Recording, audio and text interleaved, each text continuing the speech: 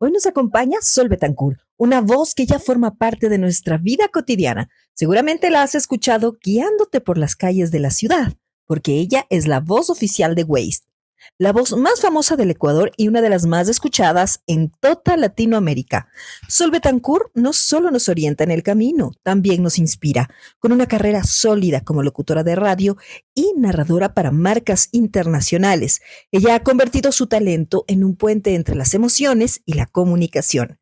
Su voz ha sido elegida por grandes empresas para representar confianza y cercanía, y hoy está aquí para compartir con nosotras un tema que toca fibras profundas, cómo transitar el dolor de una ruptura amorosa y reconstruirnos desde el corazón. Ella es Sol Betancourt en Como Niña.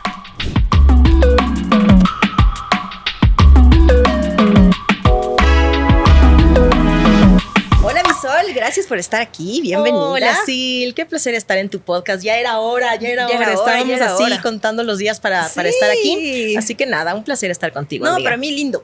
Oye, mi Sol, a ver, yo sé que odias hacer esto, pero eres la primera mujer ecuatoriana, orgullo en ser la voz de Waze. Mucha gente va contigo a todas partes.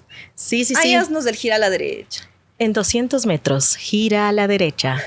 ¡Wow! ¡Qué cool! Y es algo de lo que ya está harta, porque todo el tiempo le están preguntando. No estoy harta, no. Sino que es muy común claro. Que si llego a cualquier parte es como, haz la voz de Waze. Haz la voz de Waze. En la rotonda. Toma la primera salida. Claro. ¡Qué lindo! Oye, Sol, ¿cómo es esto de ser artista de la voz? A ver, ser artista de la voz implica muchísimo compromiso con la voz, evidentemente, y tiene muchas aristas. Por ejemplo, un artista, para ya poderte llamar artista de la voz, tienes que trabajar en varias de estas ramas. Por ejemplo, yo trabajo en locución de radio ya muchos años y en la locución comercial, que son dos cosas completamente diferentes, que mucha gente no conoce. La locución de radio es la que estás presencialmente, improvisación, conversación con algún entrevistado, etcétera.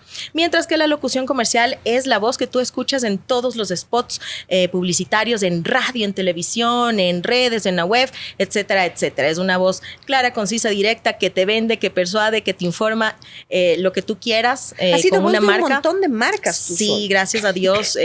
Llevo ya 10 años casi trabajando netamente de la voz como locutora comercial, como voiceover, artista de la voz. Tratando también de empezar en el tema del doblaje, que es bastante difícil, pero también investigando otras áreas. Y estos años me han llevado a ser la voz de varias marcas, gracias a Dios. Oye, Sol, pero ¿y cómo es eso? O sea, a mí me parece muy chévere porque yo digo, yo aprendí a locutar noticias. Ajá. Entonces, como que, o sea, a mí la voz de noticias es la que se me hace más fácil, ¿no? El presidente de la República, claro. O sea, es como muy... Pero ya hacer un tema de locución comercial es otra cosa, es súper diferente y no es fácil. Y te digo porque algún rato a mí me pidieron y me decían, es para no sé qué, hay que poner una voz súper comercial. Era para un cliente que tenía un tema, pero yo no alcanzaba, o sea, siempre terminaba haciendo la voz informativa. Claro. Y era una cosa mucho más ligera, mucho más light, pero es súper difícil. Sí. O sea, hay que educar la voz. Pasa mucho también con gente que viene de radio. Por ejemplo, a mí se me hacía difícil al comienzo hacer locución comercial porque yo ya tengo el chip, ya tenía muy clavado el chip de la radio y para mí todo lo leía como una mención de radio. Entonces... hay ciertos vicios que completamente, son dos mundos completamente diferentes. Hay ciertos vicios que vamos arrastrando de la radio en mi caso, de la televisión en tu caso, tú que has hecho noticias todo el tiempo, pues ese modo que tienen de hablar los reporteros, los periodistas en general, los presentadores de televisión de noticias, es muy particular y es súper difícil cuando quieres entrar a la locución comercial cambiar inmediatamente. El chip. Es súper complicado. Claro. Pero ¿cuál es la base de todo esto? Sí, la actuación. O sea, la actuación es la llave a la locución comercial. Tienes que actuar. Estás todo el tiempo actuando. Todo el tiempo estás actuando, porque yo a las 10 de la mañana puedo hacer el papel de una mamá muy maternal, a las 3 de la tarde grabo otra cosa para, no sé, siendo una persona mucho más juvenil, una fiesta, más agudos, más tarde soy un perro quizás en una caracterización. Oh, wow. A ver, puedes hacer voz de perro. ¿qué te digo? O sea, es que es complicado porque, Es muy difícil. claro, es que es un guión que te lleva y te dice desde la parte Claro, como para psicológica la del de Dog personaje. Show, algo así. O puede ser, pero también es como Dog ponle Show, la voz por a favor. este... Pauta aquí. Para que siga escuchando tu Ponle la marca. voz a este Teléfono. Teléfono. Voz de Entonces tienes teléfono. que ver cómo Wow. es, si es mujer, si es hombre, qué edad tienes, voz aguda, es voz nasal, es voz de cabeza, es voz de pecho, etcétera, etcétera, etcétera. Entonces, Hay voz de cabeza. claro que sí, hay diferentes resonadores en el cuerpo Qué y loco. tú empiezas a conocer cómo funciona tu cuerpo y vas aprendiendo a usar cada uno de esos resonadores. Entonces es increíble lo que puedes hacer con la Qué voz. lindo. Por eso cuando alguien dice, es que hago vocecitas, ¿cómo puedo hacer para...? Yo digo, no, es que no se trata de hacer vocecitas, se trata de educar a tu voz para poder comunicar cierto mensaje. Y para poder, para poder, no sé, o sea, hacer la voz de lo que decías, ¿no? El perrito, De el lo que gatito, sea. el Exactamente. teléfono y darle vida a Y que te algo. crean, y que te crean, porque si no es convincente, si no es humano, si no lo haces real, que parezca que está hablando el teléfono, el esfero, el vaso, etcétera, nadie te va a Claro. creer. Entonces es un trabajo bastante actoral el que hacemos. Oye, y con esto de las voces chistosas que hay un montón en redes sociales, en estas voces de IA, Ujú. tú tienes una franca lucha contra las voces de IA. Tengo una franquísima lucha contra las voces de inteligencia artificial, no tanto porque esté en contra de la inteligencia artificial, sino porque no hay leyes que protejan a las voces humanas, que es ahí donde está la lucha, que es ahí donde está el trabajo que hemos venido haciendo, hemos venido abanderando este proyecto de ley para que las Oye, es voces que si no humanas se va a morir la protejan. industria, ¿no? O sea, se friega. Más allá de eso, Sil, no es un tema que solo repercute en locutores o artistas de la voz, sino en todo, porque mañana te clonan a ti con cara, con cuerpo y con todo, y sales diciendo un mensaje que no es verdad. Y mi propiedad.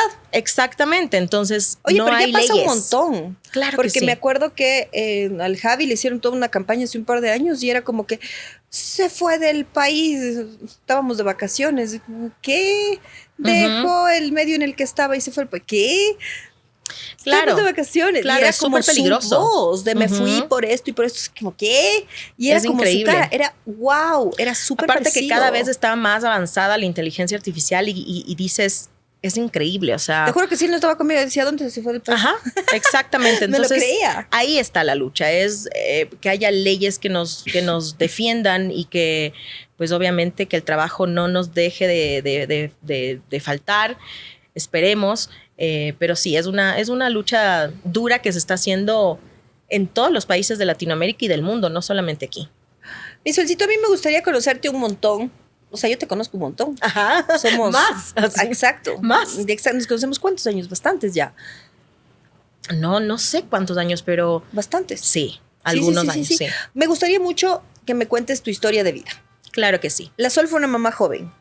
No tan, bueno, no fui mamá así 19, 20 años, ya fui mamá a los 29 años, que llegó mi Juan Ignacio, que es el regalo de vida.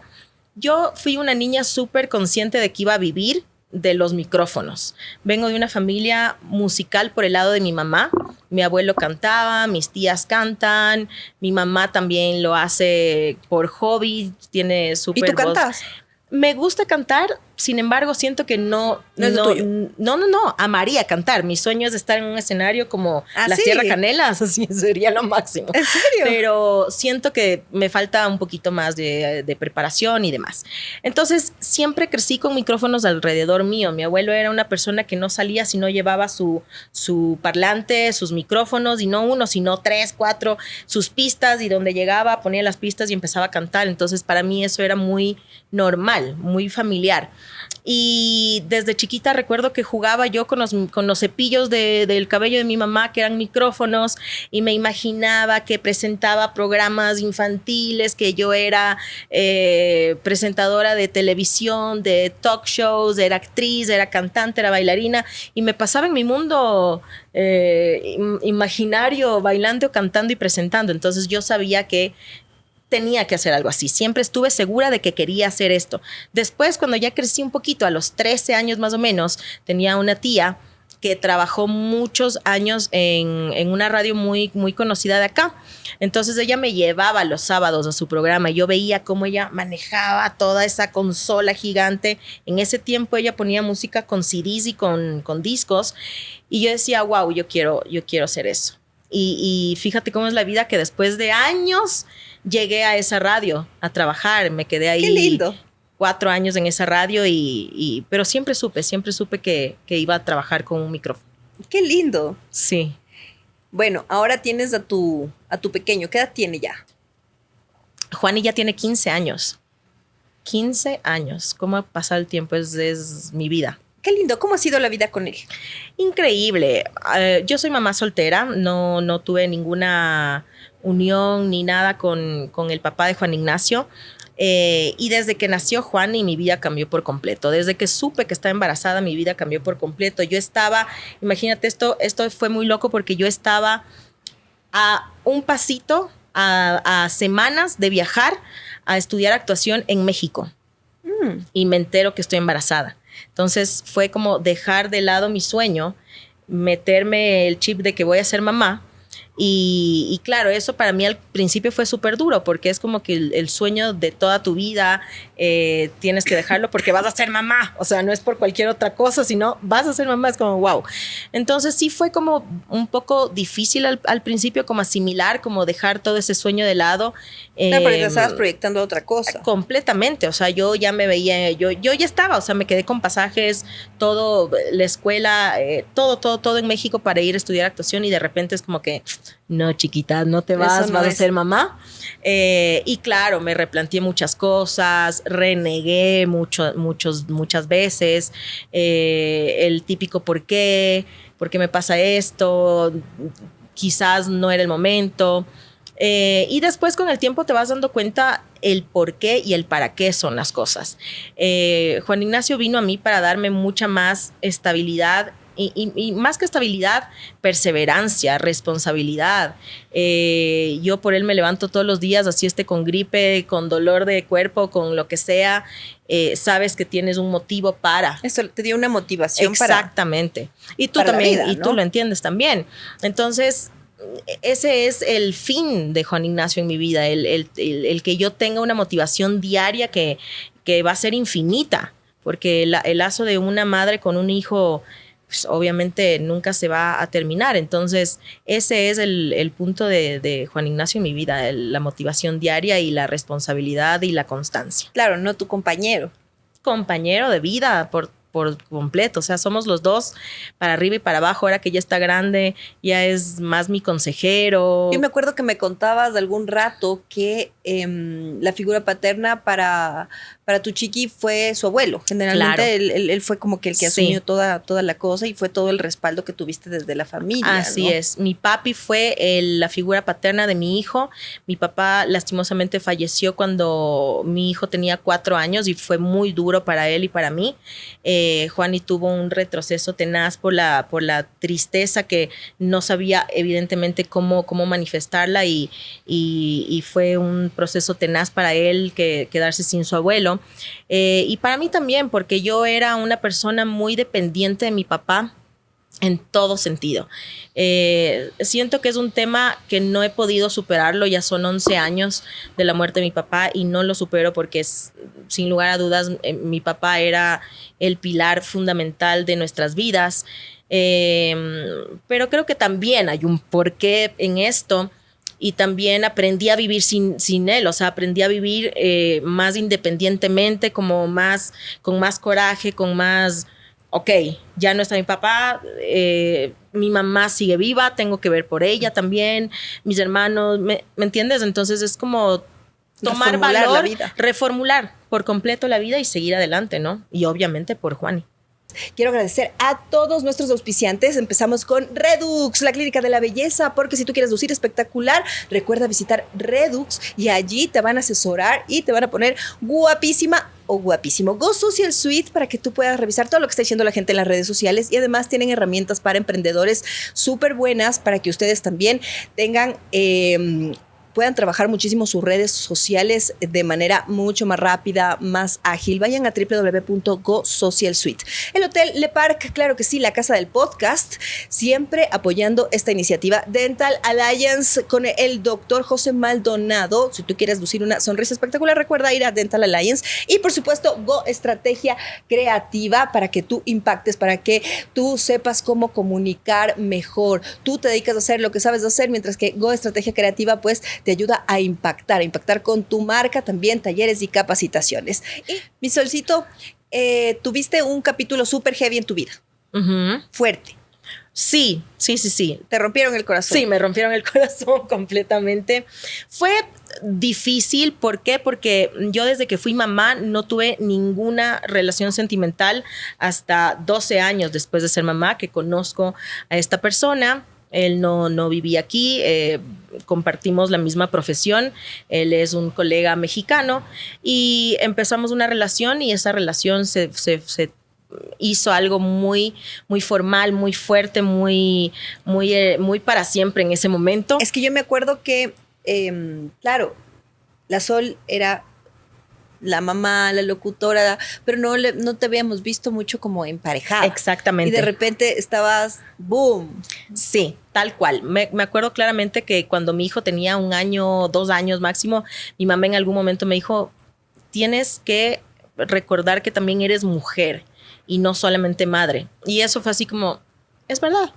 Pero nunca pasó nada, o sea, nunca me interesé por nadie, nunca hubo ese momento en que yo pudiera conocer a alguien para tener una relación y yo estaba súper contenta. En ese entonces trabajaba en un canal de televisión, tú sabes lo demandante que es eso, después la radio, después otra cosa. Pasaron 12 años hasta que llegó esta persona y llegó de una manera... Nunca, no es que, o sea, decidiste centrar tus esfuerzos a encontrar, no, más bien estabas muy desenfocada, muy dedicada de ese lado, a ser ¿no? mamá y a mi profesión, a encontrar mi camino, que en ese momento yo no me dedicaba al 100 en la locución comercial. Entonces yo estaba como que reencontrándome conmigo mismo, replanteándome qué voy a hacer, si voy a seguir en radio. La televisión se acabó después de unos años. Entonces en esa búsqueda yo no tenía tiempo para pensar en una pareja, claro, ¿no? En una relación, no me veía en eso. Y bueno, como te digo, 12 años después llega esta persona de una manera muy, muy linda, muy fresca, muy sincera y empezamos una relación que fue muy linda, fue muy bonita.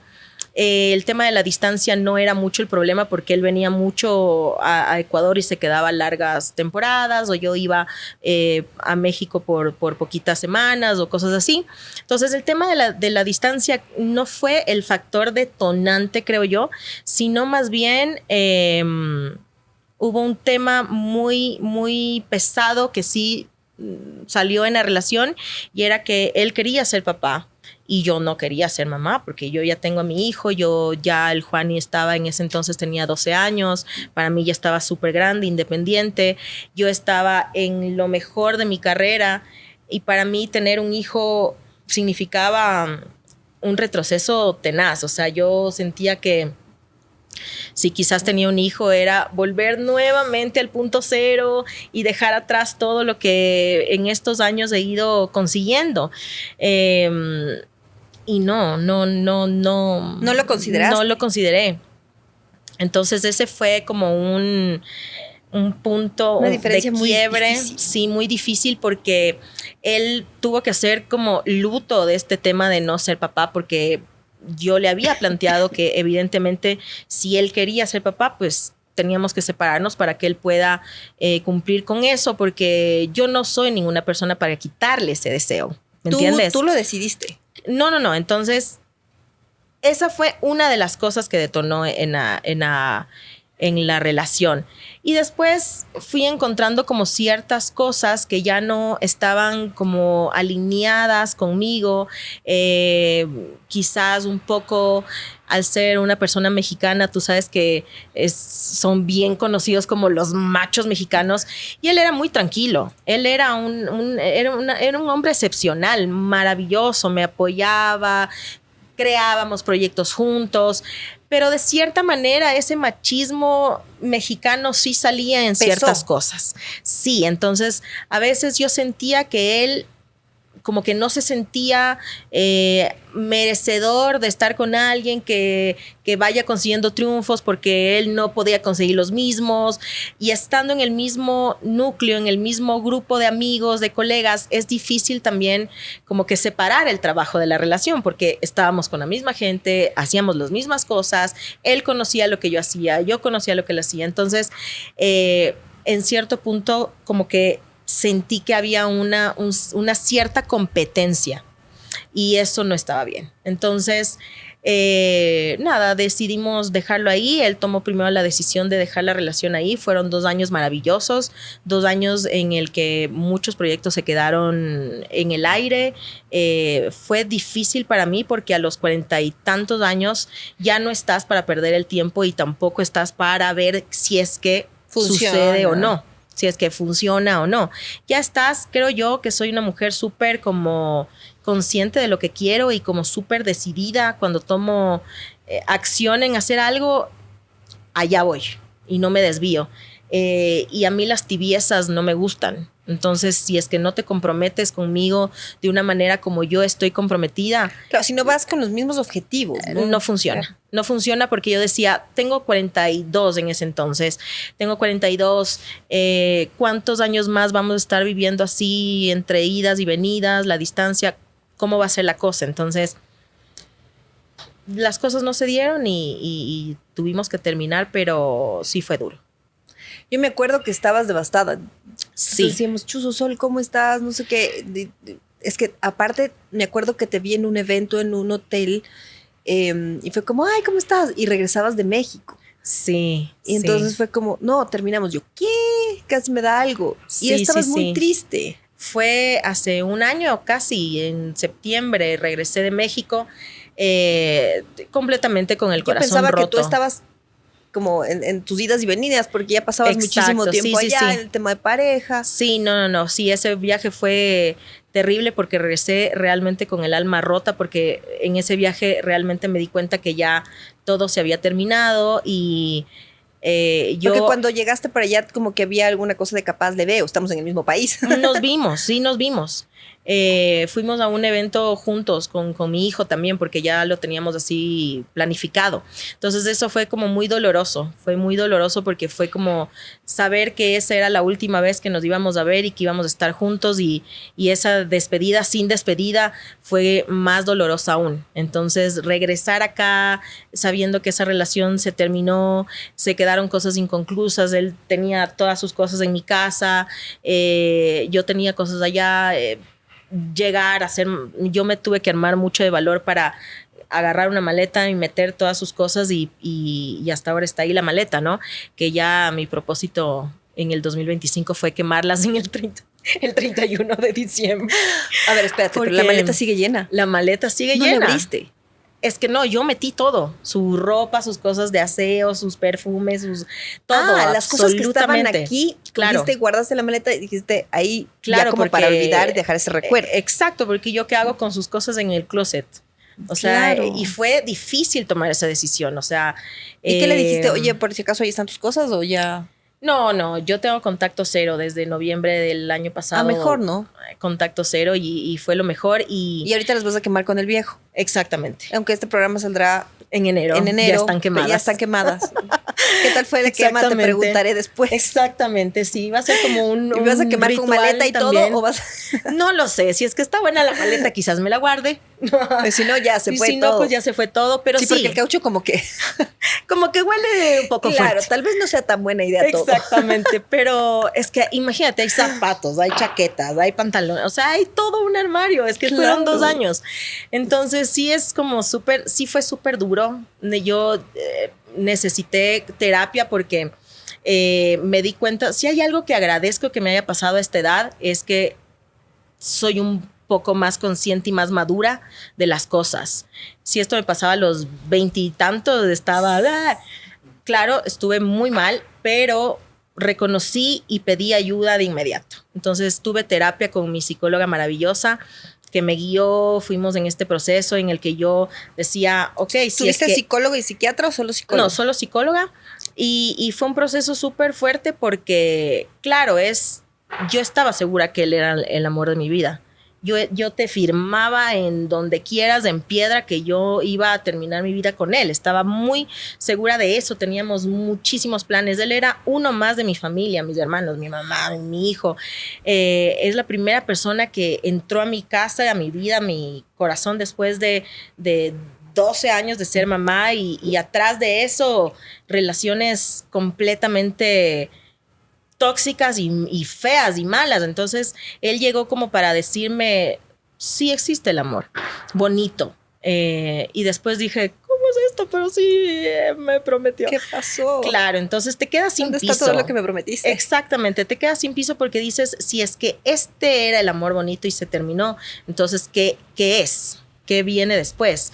O ya no viene nada y este fue el último ticket, por así decirlo. Y se acabó, esto no es para mí, yo no nací para amar, nadie nació para mí. Ay, tal cual, yo no, tal cual.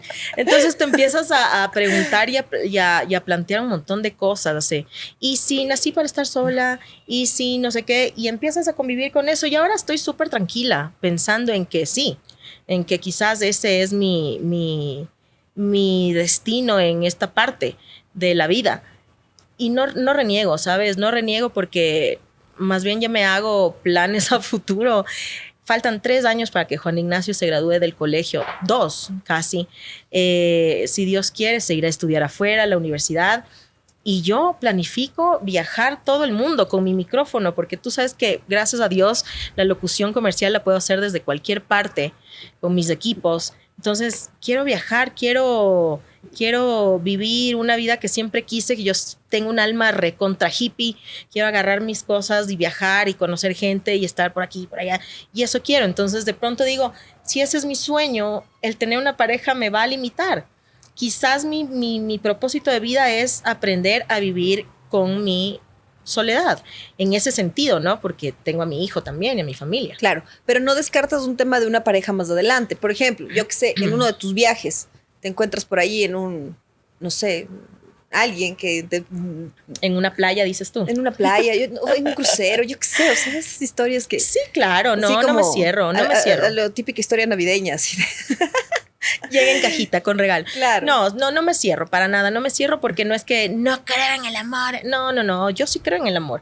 El amor es un estado hermoso. No creo que sea un sentimiento. Creo que es un estado emocional o un estado de vida que es lindísimo. Es precioso compartir tu vida con alguien, tener a alguien a quien agarrarle la mano, conversar, contarle tus cosas, sentir apoyo. Evidentemente es precioso la vida en compañía y en pareja, pero también es lindísimo aprender a estar solo y aprender a manejar tus tiempos. Yo ya me he acostumbrado mucho también al hecho de que nadie me diga qué hacer o a quién decirle, ya vengo, tengo esto, o claro, si no me quiero levantar el sábado. Tu agenda. Exacto, y no me quiero bañar el sábado, me quedo tranquila en la casa porque sé que mi hijo no me va a juzgar ni no me va a pedir nada. Entonces también es lindo aprender a vivir con eso. Qué lindo, Sol. A ver, quisiera saber cómo fuiste superando el tema de tu ruptura, porque después de estos procesos que suelen ser como tan complicados, duros, difíciles, siempre hay una luz por ahí. Sí. Evidentemente, terapia. Yo también recomiendo, todo el mundo hacer terapia, es una maravilla. O sea, yo era de las personas antiterapias. O sea, yo decía, no, ¿en serio? ¿Por qué? ¿Para qué? Si uno puede. No, nada que ver. Yo creo que es lo más óptimo cuando estás en un problema sentimental, en un problema laboral, en lo que sea. La terapia es para todos, no es para gente que la está pasando mal, también es para gente que está bien y quiere estar re bien. La terapia es lo máximo. Lo que también me ayudó muchísimo es la lectura. Leí muchísimo. Uno de los libros más hermosos que leí en este proceso es El duelo de Gabriel Rolón. Cuando el dolor se hace carne, es un libro maravilloso que te enseña a duelar y aceptar ese duelo de una pareja de una manera súper linda. Gabriel Rolón fue uno de mis terapeutas en línea, digo yo, porque qué tipo tan sensato en lo que dice y me hizo un acompañamiento excepcional. Tuve la oportunidad de conocerlo en Barcelona en Madrid ahora en junio, y le conté y le dije, oye, me ayudaste tanto en mi proceso, y me dio un abrazo, me firmó el libro, fue maravilloso. Y también me ayudó muchísimo. A mí me gusta mucho escribir, desde chiquita escribía mucho, y me ayudó muchísimo a hacer journaling. escribir cómo me sentía cada día, lo que le diría si lo tuviera enfrente. Había días, sí, en que yo no podía ni siquiera levantarme. O sea, yo toqué fondo. Nunca había tenido un dolor tan fuerte. Bueno, sí, el de mi padre. Pero siempre digo que después de la muerte de mi padre, este fue el dolor más grande del mundo que tuve, porque literal sentía mi corazón roto. O sea, literal sentía que estaba en un hueco y yo decía, tengo que salir de este hueco porque de verdad no estoy sintiéndome bien. Entonces sí fue feo. Oye, es que incluso hay estudios que explican que el dolor de perder a alguien, el dolor tan fuerte, sentimental, o sea, se siente como dolor físico. Tal cual. O sea, yo de verdad te puedo decir que sentía el corazón estrujado. Había momentos en que no tenía ni siquiera motivos para llorar, pero lloraba.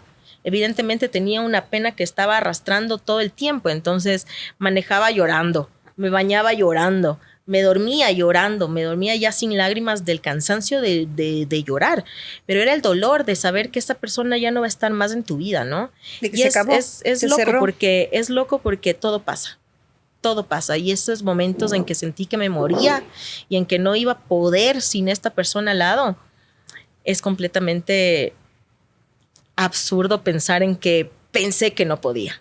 ¿Me entiendes? Es completamente loco darme cuenta que en ese momento pensé que no podía.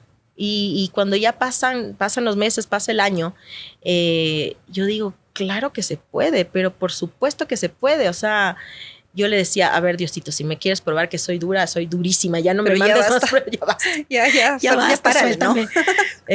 Pero sí, o sea, darte cuenta de eso es maravilloso porque dices, son momentos que hay que pasarlos. Al duelo hay que vivirlo, no hay que ignorar los sentimientos, hay que vivir el duelo. Pero como dice Rolón en su libro, hay un tiempo que te dice, ok, sufre, llora, todo lo que quieras, pero no te quedes ahí porque si no ahí ya vas a entrar en la miseria y en esta victimización y en este dolor forever que ya es una enfermedad más que un duelo. Entonces hay que atravesar la línea, tal cual. Y ahí estoy súper bien ahora, gracias a Dios. Qué heavy, ¿no? Porque claro, en ese punto es como, chuzo, ¿y ahora? ¿Y qué miro? Te quitan el piso de alguna forma, lo que decías, ¿no? Y de repente ir viendo que sí, ok. Oye, y el tema del contacto cero.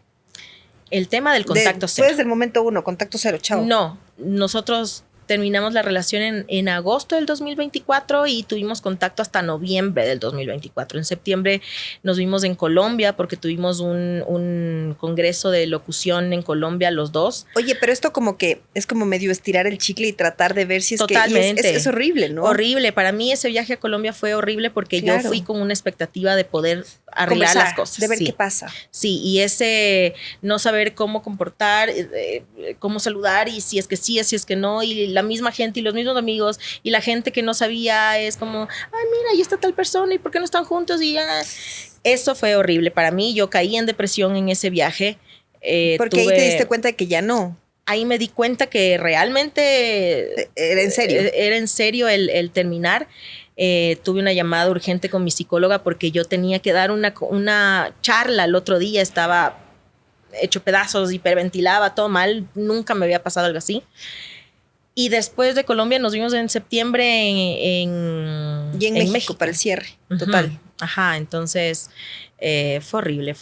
Cuando estuviste en Colombia, tú ibas con la idea de a ver si se podía arreglar la cosa. Tal cual. Yo iba Pero él ya no tuvo como que esa... No, nada que ver. Él estaba súper consciente de eso. No digo que no lo vi mal. Él también estaba mal. Él también la pasó mal.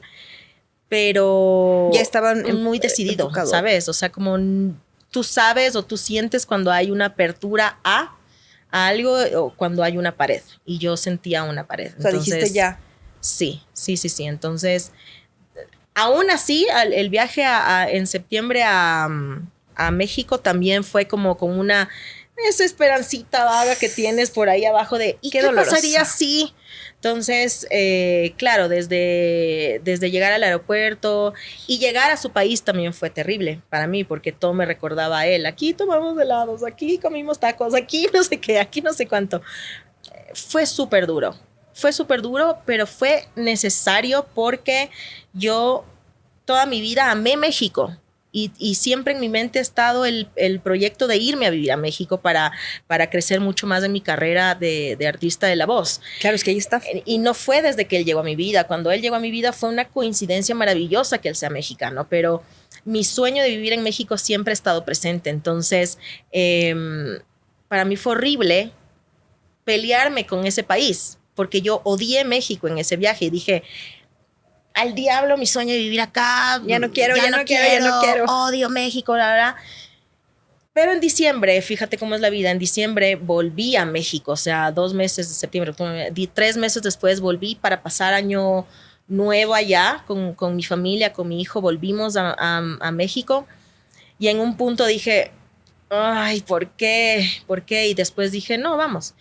Y en ese viaje hice las paces con el país. Te reconciliaste. Me reconcilié con México y dije, qué hermoso es. O sea, no puedo dejar mi sueño atrás por una persona o por un mal de amores. Claro. Y me reconcilié con ese país y fue lindo. Y en ese viaje, evidentemente, no supe nada de él. Él estaba en Canadá, por suerte, en ese momento. Supe.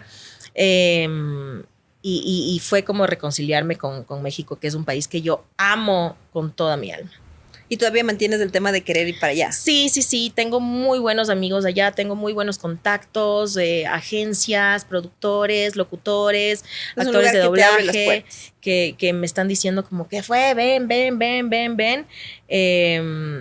Y siento que sí, en algún momento cuando Juani termine el colegio quizás sea el momento para moverme a México con más tranquilidad, porque ahora tú sabes con Juani es como, no mami, yo no me quiero ir de Ecuador y claro, es que aparte está... Sí, está en la edad como que más afianzada está su amistad con los chicos del colegio y demás, y tampoco pretendo irme sin él. Entonces, será cuando tenga que ser.